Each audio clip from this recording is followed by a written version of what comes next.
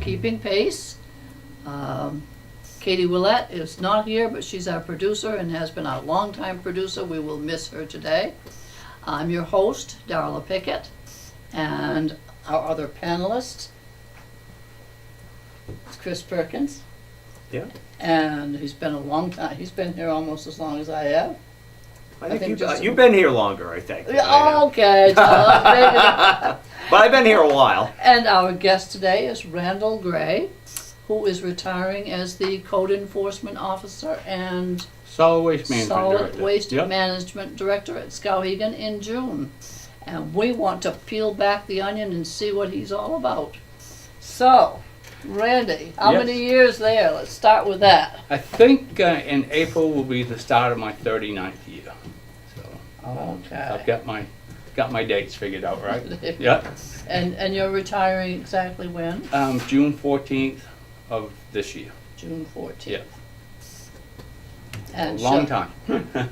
Shall we ask what your, go ahead, you must have a prize question here. I don't have any prize questions, but you've had 38, nearly 39 years with the town, and I have been fortunate to have dealt with Randy a fair amount over the years. I was when I was on the Board of Selectmen way back in the dark ages, the late 80s to mid 90s.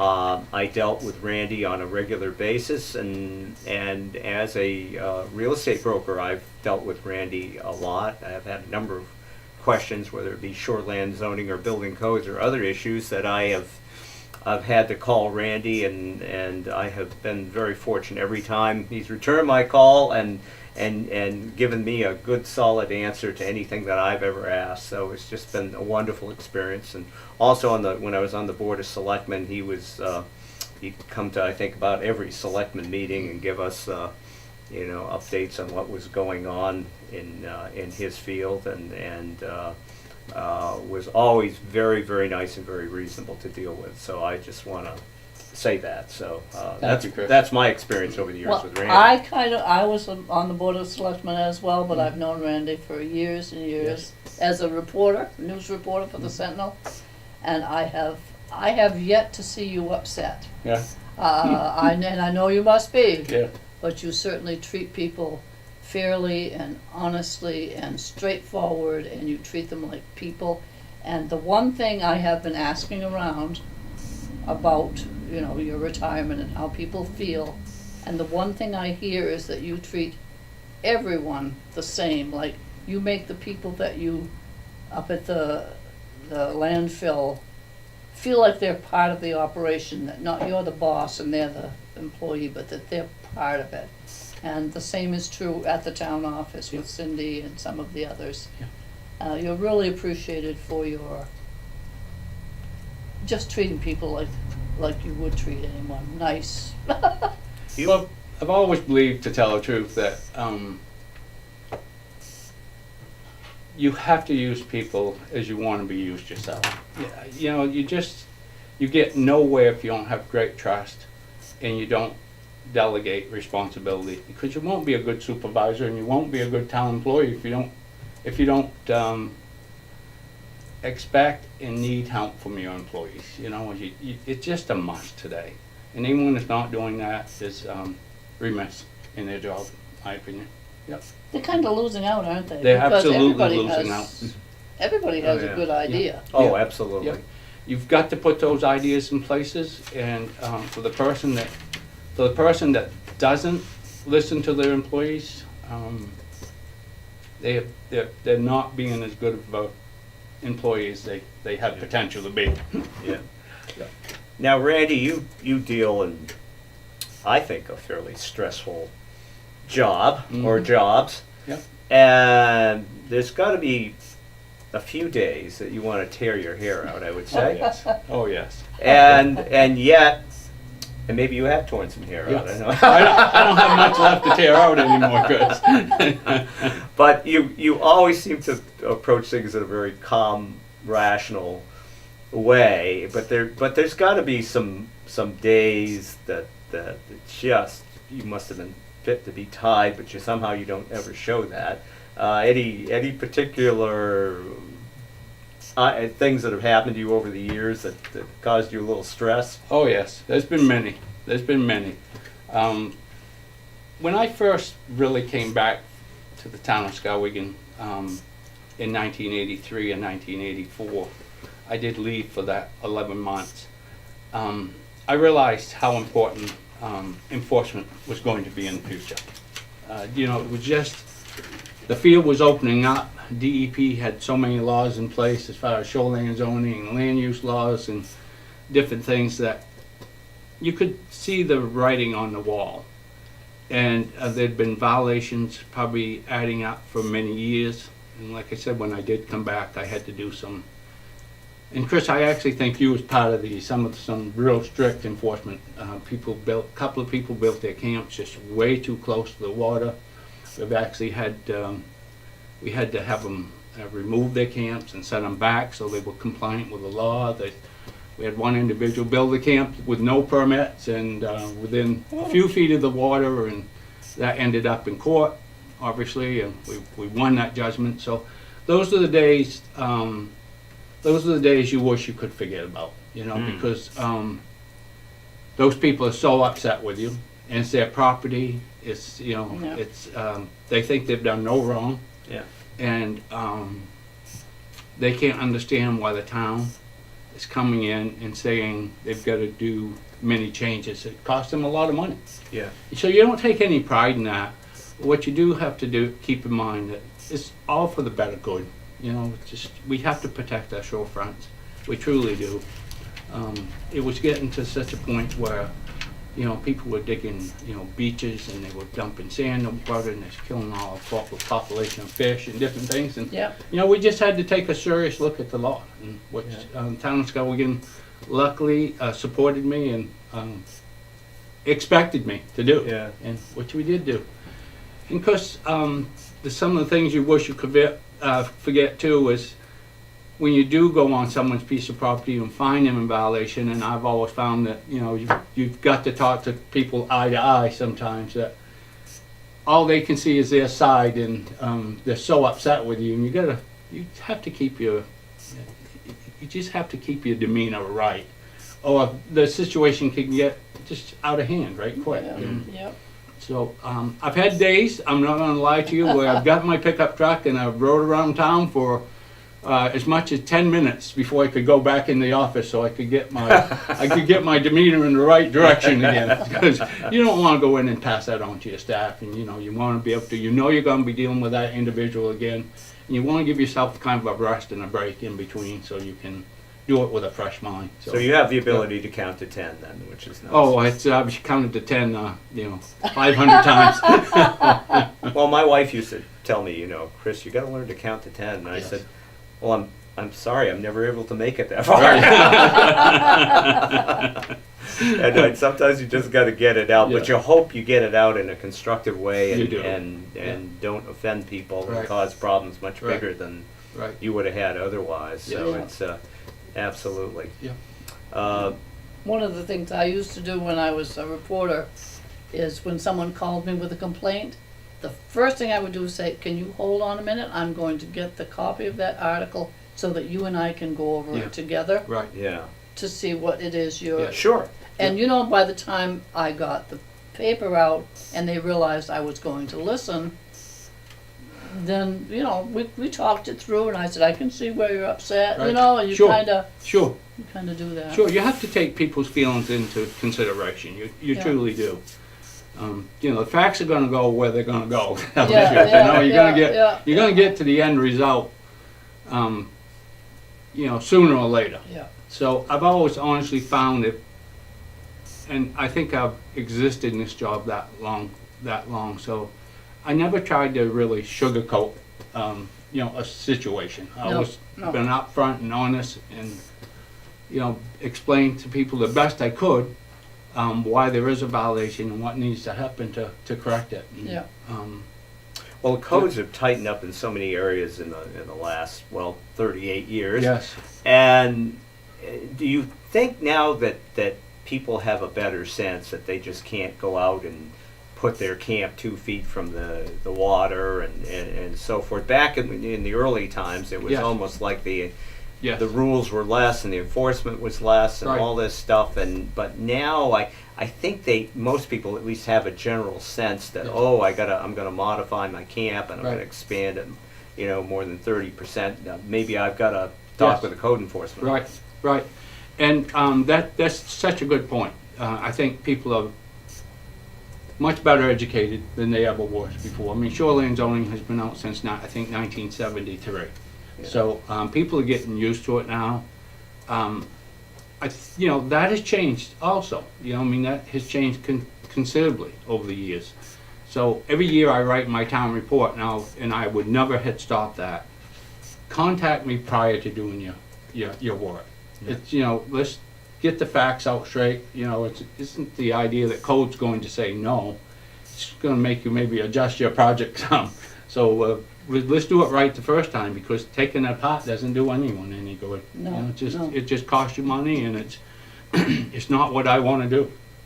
Absolutely. And now, of course, the other handle that he holds, that was written up in the Townsman, by the Yes. way, Yes, is his most prized possession. yes, That landfill you have Landfill. turned into yeah, yeah. just So, a wonderful yeah. boon for the town. Yeah, a lot of work. I'm looking back. I've been looking back on a lot of things lately in my career, to tell the truth, and some things I've been part of changing, and hopefully for the better. I think so, because I'm a pretty anal guy. I like things, and I can't help that. My wife always says analytical and anal shouldn't be together, but it's kind of what's happened. But I truly believe that that things had to be done right up there. We had an open landfill when I took over up there. That's right. It was people kind of went in and dumped helter skelter up there Yep. without a lot of control. We contracted our staff, and people would just go in and just dump whatever they could, and when someone wasn't looking, they dump even more. Yeah, well, The town spent, along with DEP's assistance, but the town spent many, just a lot of money closing that landfill out, and that was scary for our taxpayers, because what are we going to do? How are we going to handle our trash, and are we going to close the whole transfer station completely? So that was hard to close that out. Because I'm sure. it's just on a busy day you take 700 people in up there. Yeah. Just how do you work out containers like you do out of an open landfill? And there's ways that we've developed it. It works extremely well now. We've got a system in place where we control the traffic, we control the recycling, we offer a good service to the town. We've hired good, competent staff, and I always tell my staff honestly, I don't want to babysit you, and you don't want me babysitting you. Because if I'm doing that, you probably don't want to work for me, to tell the truth. Let's make this thing work, and let's make it work together. And it's grown over the last 15, 20 years. It's grown to a wonderful facility, award-winning recycling facility, Yeah. award-winning composting. And I'm very proud of that. Now, speaking of that, I know you got a composting award back in 2015, and I think a Yeah. recycling award back in 2007. I think. 2007. Yeah. And with the recycling, I guess there are a couple of ways that you can do recycling, and I'm trying to remember this stuff. But single Single stream. stream and single source. Yes. And you're Yes. a single We're- source We are. facility. Right. So we recycle the right way. Okay. all right. I like Now, why that. don't you explain the differences between the two? So the difference between us and single stream is you put everything in one container. And it's all hauled off to a facility that is done more mechanically than hands-on. Yeah. Well, you bring things in my facility, you put the newspaper in one area, you put the OCC, which is the old cardboard, in another area, milk jugs in another area, plastics. We do separate those, so we're not gonna make things complicated for you. That way you can dump your plastics, your colors, and your naturals together, your clears. We separate those because there's more money to be made that way. And even though glass is not there's no market for glass, flint now. We use it as common backfill. It works extremely well. So people aren't filling your trash container with glass. So every time we can remove a ton of glass out of the transfer station, we save $70. So it's important to do that. So I'm not So- understanding what you just said. Well, so there's no market for glass right now. So Okay. no one wants it. No Okay. one wants it. But what we do is we take that and we have certain taxpayers around town that have, holes to fill. Oh, And okay. so I got we you. haul it and dump it, and Gotcha. that way we're not paying to dispose of it. And we take probably four or five dump truck loads, a year into different areas and use it for people with backfill, like old toilets. I mean, it doesn't take many of those for a truckload, and we break those up and Why we do can they prefer backfill. glass?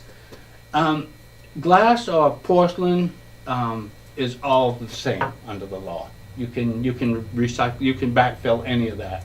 There's no danger to backfill it. There's no chemicals to release. So Yeah, I suppose. I hadn't Yeah. thought of that. So it So makes it's benign. actually Yeah. it is. It makes Yeah. actually excellent drainage, Yeah, and it also yeah, makes would. excellent backfill. So Huh. yeah. So that's okay. So your recycling market must evolve and change over the years. I mean, there's been times where maybe cardboard is sought after, and other Yes. times not. Now, was some of this going to China? Wasn't that part of Yeah, the China deal is one time? I don't want to come down on single stream. I don't think that's what you folks want me to do here. But you can only sell contaminated material for so long. Yeah. And the single stream material because there was a lot of companies shipping it all throughout the world, throughout the United States.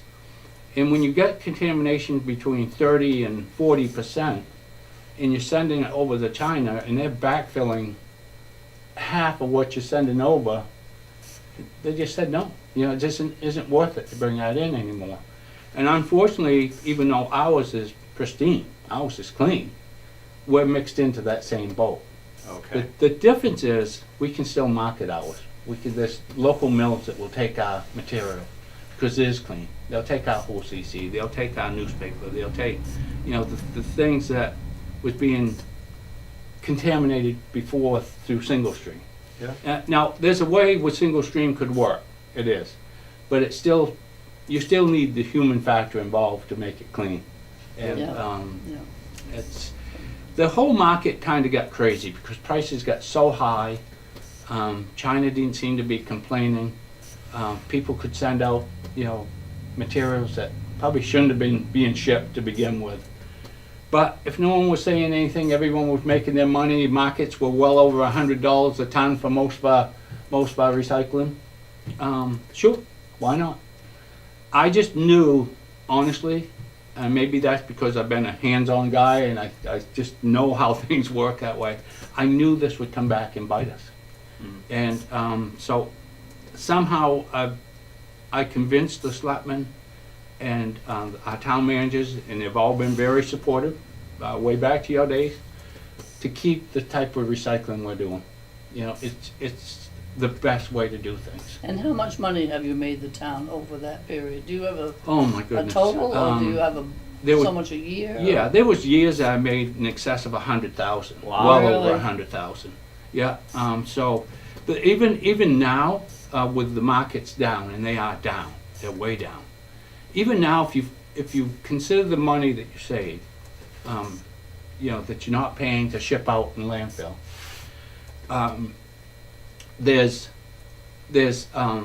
you're still making, $50,000, $60,000, $70,000. Yeah. Because if you're getting $75 a ton, we'll say, for cardboard right now, and then you're not putting it into the trash, as everyone likes to call it, then you're really saving, $140 a ton.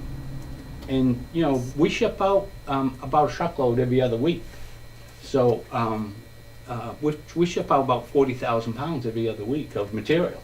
That's a lot of material that's not going in our transfer station. So when you're saying we make you know, a certain amount of money. Is that's including not only the money we make on selling this stuff, Right. but also the money saved on not putting it into the landfill? Absolutely. And that's Yeah. it, that today, that's every bit as important or more important than the money you make from it. Yeah, You know, so even if we got $0 for our recycling, we're not paying anything to dispose of it. So that's everybody should look at it and keep that in mind. Yeah. It's never gonna be a money maker for any town because it takes staff to handle that stuff. And, but, you know, you're also not filling up every landfill, you're not causing problems out there that shouldn't be done. You know, and there's a bright future for solid waste in the town of Skowhegan. do you think most people do the separation rather than throwing stuff into the general trash? Our recycling rate's about 35%, Okay, and it could be much better. yeah, But truth of the matter is, you want to encourage recycling, and we have ordinances that actually mandate it, but you can't get into people's homes and see that they're going to do the right thing each and every time. yeah. And they think, out of sight, out of mind. Now, I'm not finding fault with that. That's the way it was done for many years. Yeah. But education needs to be stepped up in the future. No question about it. And honestly, I think for the future for solid waste, we need to look at. We've got a very progressive food scrap program that's coming around, Yeah. and that's going to save. Food scraps are very heavy.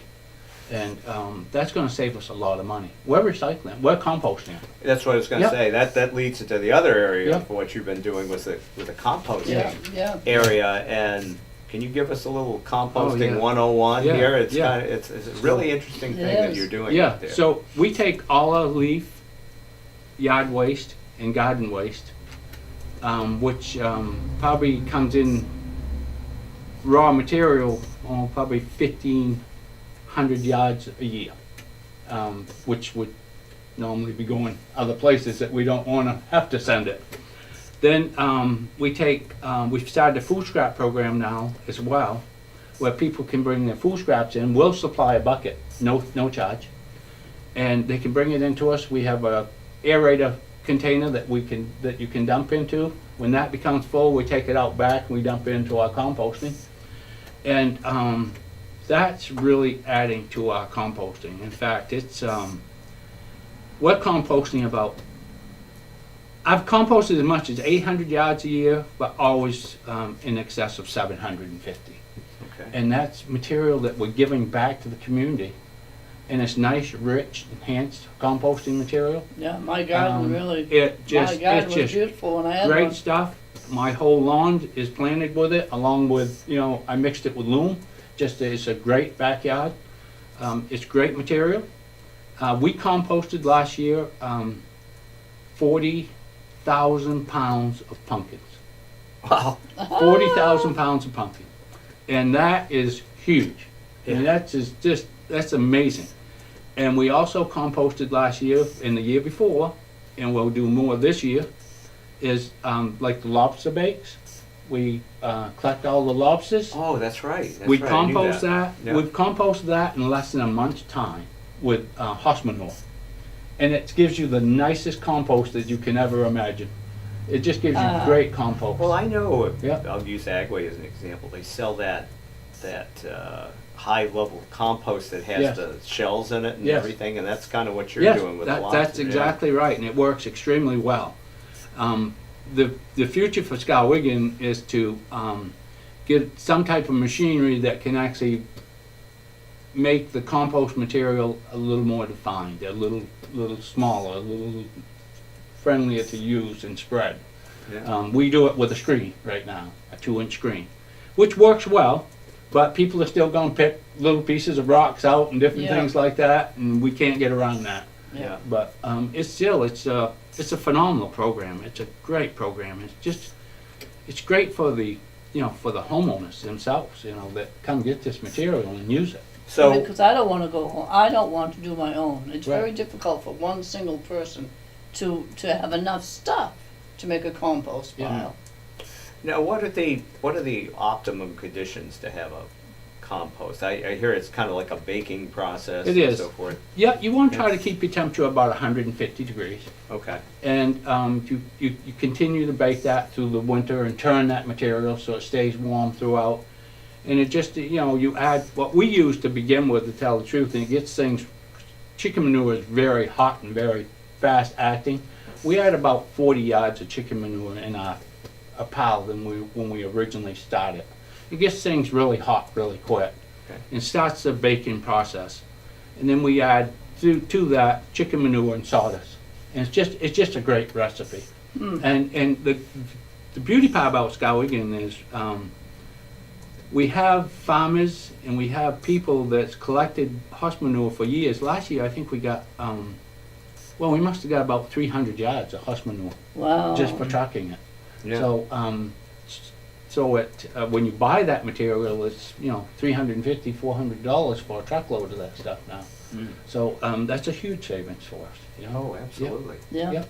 Yeah. Absolutely. Yeah. So, for the average Skowhegan citizen, rather than having to pay how much an average bag or 50-pound bag of manure, Yeah. Oh, yeah. $9-10 Yeah. bucks. Oh, at least. Yeah, Well, yeah. Yep. Yeah. Yep. and so they can come to the landfill in the Well, springtime, and how's that work? Well, actually, what we do is we process it there and we truck it to highway. It's because we Oh, close to the our highway facility department. out. Okay. And yeah. they can go there with their buckets or their pickup trucks, whatever they want, and load their pickup trucks up. As long as they do it by hand, we can't supply equipment obviously to do that. And you don't like them to Um, use equipment either, No, we right? really don't, because it's it's not fair to the rest of the people that Right. want a reasonable amount of it. If you Right. got contractors going in there filling dump trucks full of material, then that's just not fair. So Yeah. So a pickup truck and a shovel would be pickup about truck what and a you shovel, know. you're more than welcome. Yeah. And Yeah. you take all you want. And people, you'd be surprised that people, hundreds of people come get this material in 5-gallon buckets or in their trailers, and they truck it home. They use it in the gardens and on the lawns and for fill material. It's great material. My grandson and a friend, now 10 years or so ago, came and filled the back of my pickup truck. Yep. And when I moved to Provincial's mobile home park, Yes. because I'd left a beautiful garden behind. And within a year, the next year, now I had to tear it up because of my health. Right. And it's still the most beautiful Oh, spot. Oh yeah. Oh yeah. It's a Yeah. gorgeous place. It just does great that Yeah, way. yeah. So, yeah, it's great. So you truck it over to the highway department. Is it usually sometime in the spring? that Yeah, this is we done? usually in June sometime. In June. When the cooking process is done. I'm Yeah, thinking in yeah. terms of myself because Yep. I've never done that before. Yeah, I've never yeah. taken any of Yeah. that Do you have a before. garden? Oh yeah, Yeah. it's not that I couldn't use it. Right. It works wonderful. Yeah. Yeah. We have a small supply of it at Highway every year. So even if I can't produce it, there's enough there to start the year out. So around Memorial Weekend, it's such a busy. I Oh, always of make sure course. there's ample on site at that Yeah. time. How Yeah. are you going to pass all that along to someone else? Oh, it will. Yeah. There's some pretty good knowledge in town still. I haven't been real territorial with my knowledge. It's Do you see it as two jobs? Just Well, it for really is two somebody jobs. else? our dollar. It really depends on who they hire and what they're willing to do for the town. In my cases, it's kind of been just passed down to me. It's just and maybe my willingness to accept that has been good for the town. I think it's been good for me. Yeah. So, and I've been fortunate to have great staff. I know I mentioned that to you folks before, but I get staff that will do anything I ask them to do. Yeah. And when we have an issue, I'm religious about having staff meetings with my staff up there, and I bring the folks from the town office, so everyone's involved at Yeah. that staff meetings, because we're a team. If you try to do this alone, you're gonna fail. You're gonna Yeah. fail so quick it isn't funny. Yep. Yeah. And the thing people tend to forget, we work for the taxpayers. So every decision I make up there Yeah. has to be right for the taxpayers. I give you an example, and I don't know how much you want me to get into this, but We've been having a really hard job getting rid of our construction demolition debris. Hmm. The people we've had chipping it was hard to get here. There was no market for it anymore. And our clean brush is not an issue. You know, we can have our clean brush chipped, and we can have that trucked out. There's a market for that. It costs the town usually $0 to get rid of our clean brush. But our C&D is a real issue. Yeah. And C&D because you have to dispose of it legally, either through, waste energy, or to, or for someone that may burn it by a licensed facility. And no one wanted the material anymore. And they really didn't. There was such a backup of this material.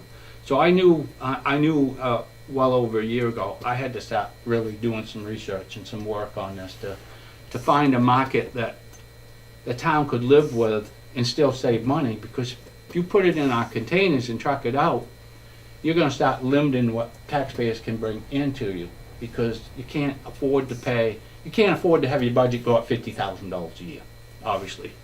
So I was lucky. I have a long working relationship with Waste Management. They put me on to a person that ground this material and ground it at a reasonable price, so it saved the taxpayers about 50 cents on a dollar. And we actually used the material as backfill material for Waste Management. So it's a win-win. It's a win for the town, it's a win for Waste Management. Oh, So fantastic. so the future's great for us. And so we're not going to be closing down a construction demolition pad, over the next 5 years. We got long-term relationships with people, and properly managed, it can last a long time. Fantastic. Yeah. So Now, you also take over as town manager and have for seveal town managers Yes. when they're not in Yes. the office. Right. I think the town managers just want to beat up on me on that time, to tell the truth. I've always been willing to do that. And it's always obviously just a fill-in, is to get them away on vacation, or fill in while they're away, or have been sick, or what have you. And I've always been lucky that had a sporting board of selectmen, and that's worked out okay. And how did you add on to your duties, care of the town office building? I've had that for years. I actually I had that for many years, and then we actually I started passing some of those responsibilities on to some other staff in the town office. And things probably kind of got maybe not as good as they should have been, with lack of wording for that, maybe. So I had a town manager just come into my office one day and close the door and say, "Okay, sorry, but you need to you need to take this back. We don't have time to handle it in our office anymore, and you need to take this back until we can do something else with it." And I think that's been 15 or more years again. So it's been a long time. So Yeah. is there any job that you cannot handle in the municipal building? There's jobs I certainly cannot do. Yeah. There's certainly there's a lot of talent there, a lot more talent than I have, to tell the truth. Just like I said, I've kind of been just a good rounded guy for the town, I think, tell the truth. And I've always remembered, this town's been very good to me, extremely good to me. And I've always thought I owed the taxpayers the best I could give them. So. Going Yeah. back to the landfill again, Yeah. you have a paint program out there. Oh, yeah, it's a great too, program. And Yeah. Yeah, so I How's was that one. work? So I was one of the first towns in this area to get into the paint care program, and what that is an individual that had to wait until we had a household hazard waste day to bring their paint in to us.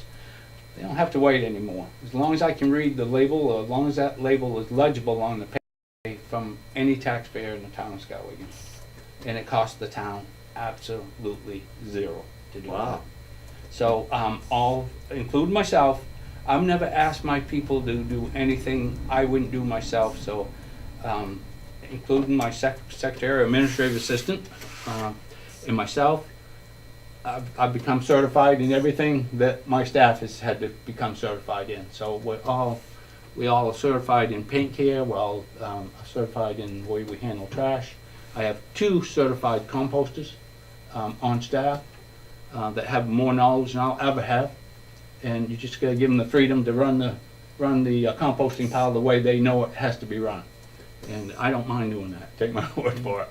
So, that way things have worked out good. So when we have staff meeting, we all know what we're talking about. You know, there's no big secrets between any of us. Yep. You have also an annual day where Yeah. you bring in all sorts of stuff that you generally can't find a Yes. way to dispose of. Yes. And what's that all about? Yep, Randy? so it's called Household Hazardous Waste Day, and it's anything from herbicides to pesticides to contaminated gasoline or what have you, antifreeze. Once a year, we hold from 9 a.m. until 12. We run a Household Hazardous Waste Day where we hire a company to come in to collect all this material. All my staff, it's a mandated work day. No one is asked for a day off that day. It's an extremely busy day. But we take in, 800 or 900 gallons, 1,000 gallons of material Wow. sometimes. And I'll tell you, it's a service second to none. And I also, we also, through KV Cogs, coordinate many other towns. We're the host town. Okay. And we invite many other towns, so we're not selfish that way at all. And we shouldn't be. No. It's if you got an old rusty can of pesticides in your basement and you want to get rid of it, the time to do it is that week. So just because someone lives across the line should not be penalized. Yeah. Yeah. So I have a lot of towns that work with us that way. Yeah. Now, I was told the other day, by my housekeeper actually, I had an Ensure bottle there, Yep. and I was told that they don't melt, and so they should be thrown in the trash. Well, unfortunately, there's here we go. The market's driven by people way bigger than we are, and they honestly, they actually don't want to handle the plastics back. So, I know my daughter. I know both of you folks know Olivia. She has to drink protein drinks because of her disability. It's important that she keeps her energy up. I drink them, yeah. Yep, and so those are number 5 plastics. So there's no market. So the market is 1s and 2s. There's no markets for any other. Yeah. And so I think that's sad, to be quite honest, because there could be markets for 3 through 7s. The ABS stuff, the stuff like 5-gallon plastic cans, milk, mop pails. There's never, in my opinion, going to be a good market for that because it takes so much space to collect a ton of that material. Yeah, yeah. Mm. And then you sell it after, and you may get between $0 and $25. Yeah. And you've spent so much time and labor, and you have to keep in mind, that these people are, that these folks are being paid. So you don't want to spend a week to make $0. It just doesn't make sense. Yeah. Where our plastics, our 1 and 2 plastics, and our milk jugs, we can get up to $600 a ton for those. Really? So you make a ton of those, and there's a market out there for those. And So what do you they're want quick to people sell. to do with the Ensure? Well, honestly, right now it's best they go in the household trash. Okay. I hate to say that; it almost kills me to say that. I bet it but- does. I can tell. But- You see him I cringing. can tell. But it's really you don't want to spend the money on the labor for us to pick it out of the trash, pick it out of the good plastics. Yeah, yeah. And so I hope someday that someone else can be sitting here and tell you, boy, what a market I've found for this stuff out here. I have not been able to do that. It would be wonderful if you could recycle all the plastics, because I can tell you there are some days that some of these when I'm trying to hold these, the plastics up and try to Yes. determine whether it's 1, 2, Yes, 4, exactly 3, 4, right. 5. And I've glasses. I have reasonable vision, and Yes. I have a heck of a time Yeah. sometimes trying to Yeah. Yeah, read Yeah. the label on that Yes. to determine that. Yes. So that's a Yeah. little pet peeve of yeah, mine. So. it is, and actually even there's some number twos colored that you may not even want, to tell the truth. It's just because you can contaminate a load so quick. Yeah. I want people to still bring them in. We're gonna separate those. Yeah. The ones we cannot recycle, we're gonna separate. Yeah. Because if you try to make things too strict and you try to make things too difficult, then That's people not- will not recycle. They Yeah. wanna recycle because they know how. Yeah. Yeah. The other part of that, like you came to one of the meetings of the preliminary group over to the Yes. hospital. Cindy and Randy go around and give speeches everywhere. Oh, yes. It's, How often do you do that? we do it at least a couple of times a year. We go into the schools. Okay. Cindy has a very good program. In fact, I'll be honest with you, I don't step on her toes a whole lot more that way. She's very educated. She knows what's right. She knows what's wrong. This is your So, assistant. That's exactly Cynthia right. Kirk is her last Yep. name. And I got a guy at the transfer station, name is Al White. Not to pick and choose because they all know the markets very well. Al works real good with the children. He knows the composting like no one else. So you put those two together and they just do just a knockout job. They really do. So like I mentioned to you soon, you only can be a good supervisor if you have good staff. So Yeah. Yeah. we wouldn't be sitting here having this conversation if I hadn't had good staff. I'd been a poor supervisor, obviously. Yeah. Yeah. Well, it's nice that you can get out and Yeah. educate the public, Yeah. because education is It's everything. everything. And if you Yeah. get them educated doing these things, then eventually, hopefully, it becomes kind of part of the culture, and then you Yeah. don't really think about Yeah. it anymore, and it just is. Right. Yeah. Yeah. And so hopefully that's Right. what we're striving for Right. here over the years. What I was amazed at that day was how interested everybody was, Yeah, and yeah. they wanted to know how to do it. Oh, I yeah, mean, yeah. People in general want to do what's right. Honestly, they do. I've found that my whole life, whether it's in the enforcement field or solid waste field or contractor you've hired to to work on a municipal building. They want to do what's right as a rule. You just need to find a way to get them there, so there's no miscommunication along the way. Well, if they can also understand that, it'd be nice if there was a way to kind of quantify and say, look, by doing all these things, especially in the recycling program, the composting program, Yes. this is the dollars that the town saves Yes. every year, Yes.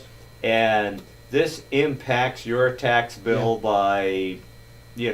this amount. I don't know Yes. if you've ever tried to quantify those things. I have. I've actually, we've actually broke that down over the years, what people recycle, the amount of material they recycle, and the amount of money it produces back to the town. And that, because the problem with that figure's always changing. It's never consistent. But it does. It makes, like you said, Chris, it makes a huge difference if you can break things down for people that way. We have an open house at the transfer station recycling center every year, and I do exactly that. I take the bales that we produce, I put them out front so people can see them, and I take some of our compost and I put it out front. We make this kind of fun day, half a day, Yeah. and people come in, they guess the weight of these scales, and we explain to them how important getting food scraps out of the solid waste stream is so important, and we explain why recycling is important. And you've got these huge bales sitting on the ground, and people are going through and they're making these guesses on how much these bales weigh, and they can run anywhere from 1,000 pounds up to 1,800 pounds. And it's a lot of fun to see people guess. And then at the end, we give away recycling totes for the people that's the closest, and we give a grand prize of actually a composting bin. Oh, nice. So for a few dollars that costs the town to do that, it brings it back tenfold.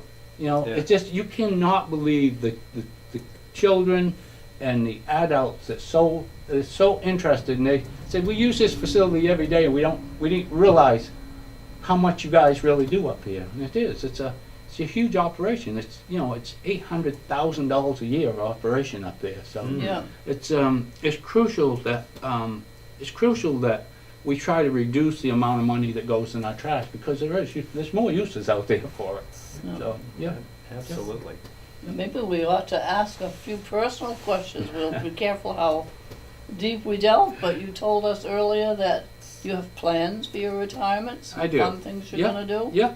So the first summer, the first few months I take off, I'm gonna actually enjoy a camping area. You know, we've camped for years, and I'm gonna enjoy that for the first few months. And but early fall, I intend to jump in my vehicle and drive down to Kansas and spend some time with my family there. And I'm gonna get back in my vehicle and drive down to Texas, where I have some grandchildren and family there. And both my grown children, I have 3 grown children, children, excuse me. One still lives at home. They're all long distance. And then I'm going to drive over to the East Coast and enjoy the East Coast all the way home. So I'm looking forward to that. I intend to take a month or 5 weeks to do that, and just take my time and enjoy ourselves. So. Sounds you could easily take 5 weeks. To Oh do yes, that, it yeah. can. Oh, But yeah, the beauty part yeah. is, if it takes 6, that's okay. That's right. You don't have That's a time right. frame. do I'm you? not on a time frame to come home. That's Yeah, right. So, yeah. Yeah. Yep. And I know you're a handy guy, and Yeah. you build a lot of things, Yes. right? You want Yes. to talk about that a little bit, because I'm assuming you're going to be doing a lot of that in your retirement. That's something that honestly over the last couple of years I haven't had as much time to dedicate to as I've wanted. But I have a very, very nice workshop. And I'm just a hobbyist. I'm not a great builder by no means, but my equipment's better than I am. So, but I do enjoy doing that. I love building for people. I just love spending time in my workshop, and I only want to keep it as a hobby. I don't want to ever get to a point where people say, you know, you could make a living doing that. Yeah, yeah. I can't make a living doing that. Take my word for it. But I love to donate things. I do that several times a year. I donate to the hospice every year. I always try to build them something nice.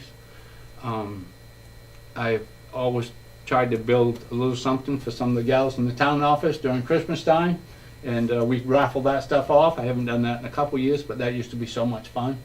So it's going to give me more time to do that and enjoy my investment in tools. My wife says I have have quite an investment there. I probably have greater investment than I need to, but Are you from Skowhegan? I am. I'm a native here. Yeah. Yeah. So I'm kind of glad you brought that up, because people say to me, "How can you do enforcement and run a solid waste management facility in the same community you live in?"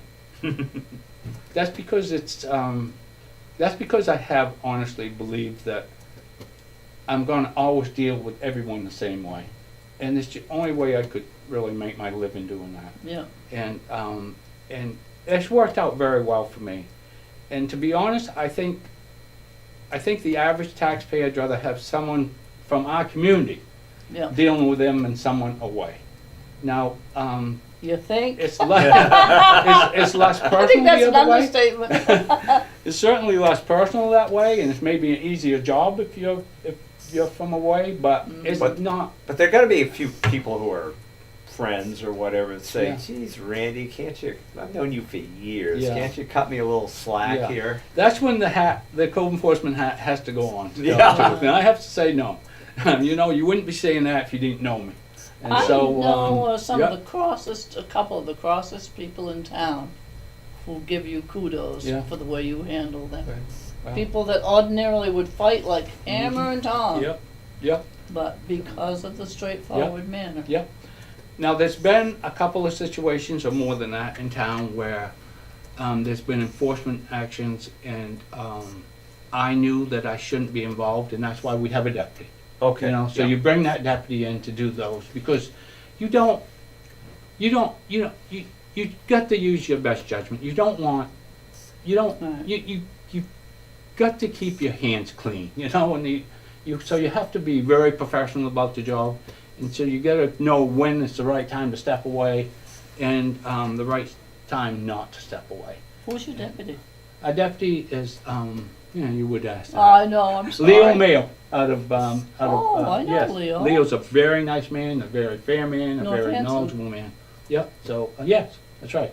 I grew up with So him. yeah, he's a nice guy. I think he lives in Moscow now. Really? Yep. But Having a good sense of when you're in a conflict of interest Mhm. situation really can keep you out of a lot of trouble yes. over the years. And some people have a good sense of that, and Yeah. others maybe not so much Right. so. But you certainly seem to be the type that would recognize that and step back and say, Right. maybe I just can't objectively handle this. right. And actually, you can get to a situation where someone says, you're using me different because you're trying to make an example. I will instantly step out of that situation then, Yeah. and I'll put someone else in my place so quickly it isn't funny. Oh, absolutely. Because I don't want that. I don't want them to think that way, and I don't want to think that way, to be Yeah. quite honest. And the minute the thought comes up, that's Oh it. yeah, I mean, that's it. that's Yeah, you're you done. absolutely make that situation clean. Yep. Yeah. And you have to. You have to. And you're still going to be Canaan's code Oh, yeah. enforcement Yeah. officer, so you're still going to keep your hands in things a little bit. I am. So I've worked for Canaan for a long time on a part-time basis, and I'm going to we'll stay part-time, obviously. Yeah. But actually, it will lessen my workload so much. I can do Canaan really when I have time to do it now, instead of when it needs to be done. And it's Yeah. it's usually every Sunday I'm out in Canaan, and it doesn't really. I like to work, but it would be nice to have a weekend off every so often too. So, someone told me yesterday. In fact, a good friend told me yesterday. There's no more Sundays. There's, every day can be a different day for you, so you can Yeah. make your mind up when Yeah. it's right to do things. Yep. So I'm looking forward to some of that, Chris. Oh, I am. absolutely. Yeah. After 38, nearly Yeah. 39 Oh, years. yeah. Yep. Oh, for sure. Yep. One thing I'd just like to touch base on, if you don't mind, if we got just a few seconds do. more, is Yeah. in 2012, this town, because it's a town of over 4,000, sees some of the biggest regulations or some of the strictest regulations in the United States come in place. And that was the building codes. Yeah. And that was the IRC, International Residential Code, the IBC, that's the International Building Code for commercial structures. And also the main Angie Act came into place, and ventilation, radon, a lot of different things came in place in 2012. Towns had to adopt it in 2012, one way or the other. And that's been an undertaking, to say the least. Mm. Yeah. Yep. We came from a town that had no building codes. Had That's right. for hundreds of years. And to put that code in place, it was near impossible. So my way of putting it in place, and luckily the selectmen and Dollar Use part of this era was supportive of this, is it's not like a light switch. And you can't say, okay, we got the strictest codes in the United States now, and this is what you guys are gonna follow. That would have died. Mm. They would have run me out of town 5 years earlier. So what I did is a piece at a time. I introduced the building codes. I spoke to a lot of groups, and I got education out there. And when I see someone building, I would stop and remind them, okay, come on into my office, we'll work through a building permit, and I can show you what you're doing right and what you're doing wrong. And it's worked out. So we're writing, probably well over 100 building permits a year now. So we issue over 300 permits in total per year. So that's worked out well. So the next person taking over has a good platform to work off of. I'm Yeah. sure they'll improve it, Yeah. but they have a good platform to work on. Well, I'm just thinking when I built my house back in a long time ago now, back in the late 80s, Yes, all I had to get was a plumbing that's right. permit. Exactly. That's exactly right. And even then, I was thinking probably might want to. Eventually, we might want to do a bit more than that, because Yeah. one of the things that the town wasn't doing is, once the house was built, they were not capturing That's right. all the additions That's that were right. done, whether it be a garage or sunroom or whatever. Right. So taxes, in a sense, were being kind of unfairly Yeah. allocated over the years because of not Yeah. capturing improvements. Right. Right? Now you're getting them. You're not waiting for reval or No. something like. You're getting them right from the Yep. get going each time out. Yep. In fact, when I write a permit now, it goes directly. A copy of that goes directly to the assessors department, so they've got a heads up. It's a good tracking record for both Lisa and our department. So so it's good. You're recapturing your tax dollars.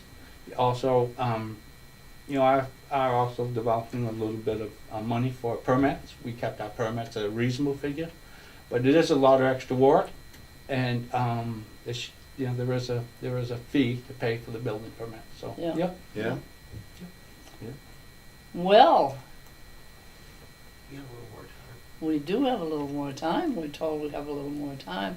I know, Randy, aside from all of that, I know that I've heard from at least 6 people in that town office that just really feel bad. I'm gonna drip this guilt all over you.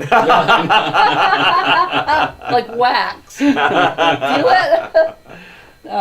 They'll miss you. We'll miss you as a Yeah. town. Yeah. Absolutely. I've written story after story when I worked for the Sentinel. I had to interview you, and I Yes. never got a crossword. Yeah.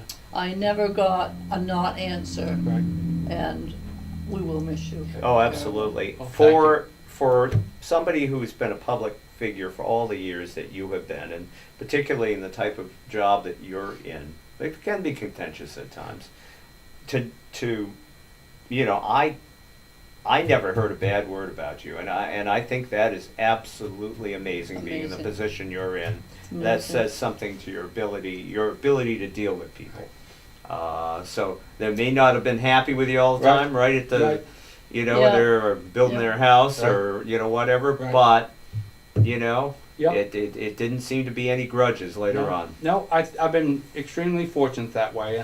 It's strange because I have this little joke, and it's honest to God, just a joke. I always say when I have to make a hard decision in the field, I come back and I say, there's another Christmas card I'm not going to get this year. But it's been, honest to God, it's been a phenomenal career. Yeah. And the thing I will miss the most out of this is friendships I've developed, Yeah. the respect I've gained out there in the community. Even though, like you said, I put some tough ordinances and tough regulations in place, and people don't always accept those well. So, but I'll tell you, some friendships at the town office that it's going to just absolutely break my heart when I leave. Yeah. I have some dear friends there, and people I will never forget.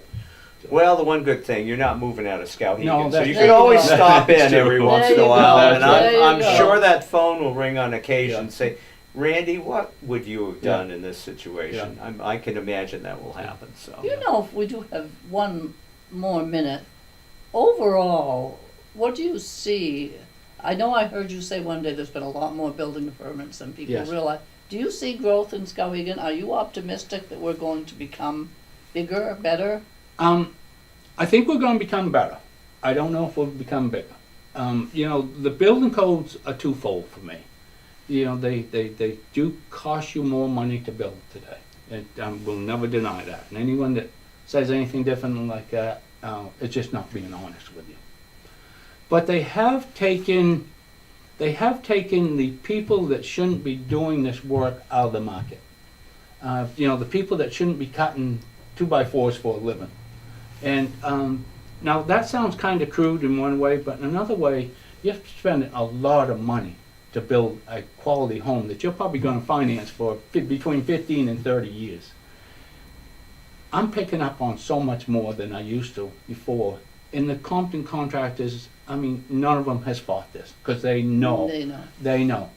And the people that have fought it and are not doing it in this area anymore, they probably knew as well. Yeah. so there's good that has come out of this. I think so. anyways. So I think our building quality is definitely going to improve. Yeah. Um, Runner River going to bring anything to us? I honestly, I don't know if I'm knowledgeable enough to comment on that, tell the truth. I have great hopes that it will, great hopes that it will.